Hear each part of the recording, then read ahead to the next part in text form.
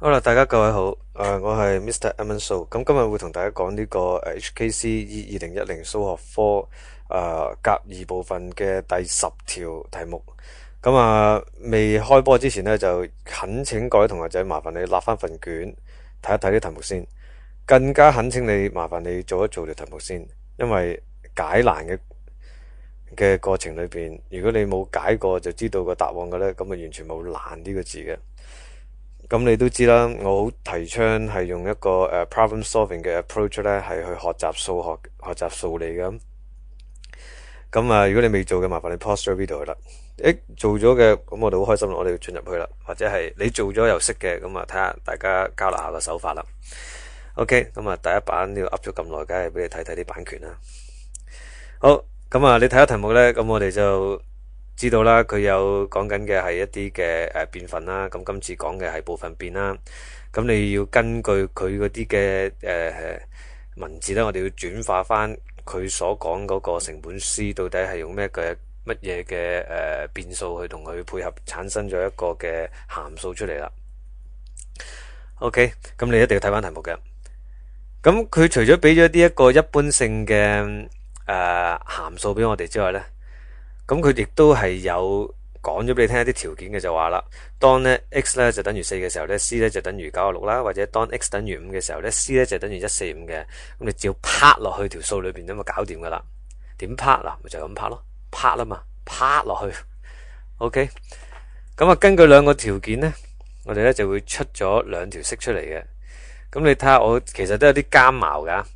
通常嘅人呢，就拍咗呢條呢就叫式啦。咁再高尚啲，唔係，其實高一個層次啦，唔好好高尚嘅，就係左右手咧就揾咗個公因子啦。D 邊公因子，多項式嘅公因子絕對係4啦，得唔得？咁左右手除以4就出現呢個啦。咁我更加抵死嘅，因為咧我知道咧我要計晒一陣，我都係用呢個代入消元法噶啦。點解？哇，大佬咁大隻 K 一動咗喺度，自己你唔嗱一聲左右手減鬼咗個4K2，你邊度睇唔到個主項啊？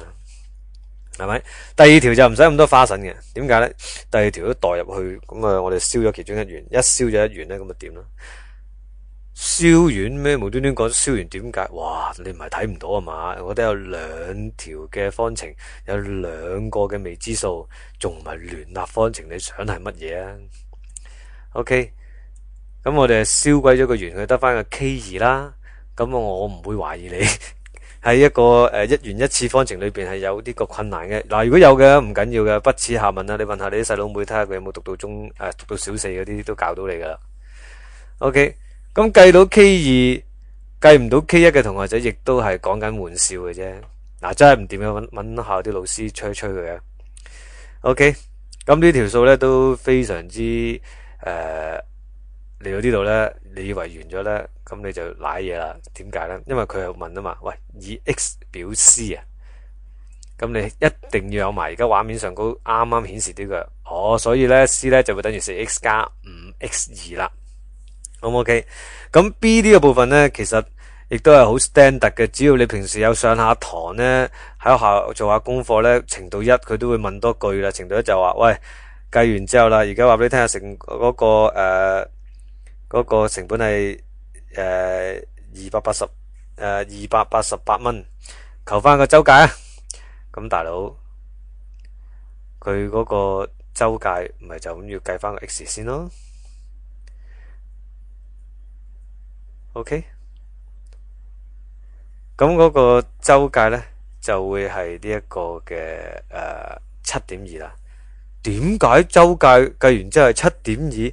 大佬啊，你睇翻條題目啊，佢話啊嘛，周界為 x 米啊嘛，咁你計得翻嗰個 x 係7.2，咁自然周界就係7.2米啦。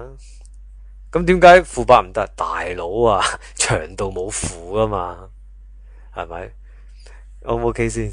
長度係冇負噶，得唔得？如果你係 physics 人嘅話，你應該明白 distance 係冇負嘅 ，displacement 就有負啦。中文我唔識啊，即係中文咩 displacement 啊 distance 啊 OK， 呢條咧太過 standard 啦，咁就算係擺喺甲2咧都好快講完噶，咁我都留低咗小弟嘅 contact 啦，咁有啲咩大家要交流嘅就去嗰度揾我啦。好多謝大家收睇呢個嘅 email。唔係，video。好，再見啦，各位同學仔，拜拜。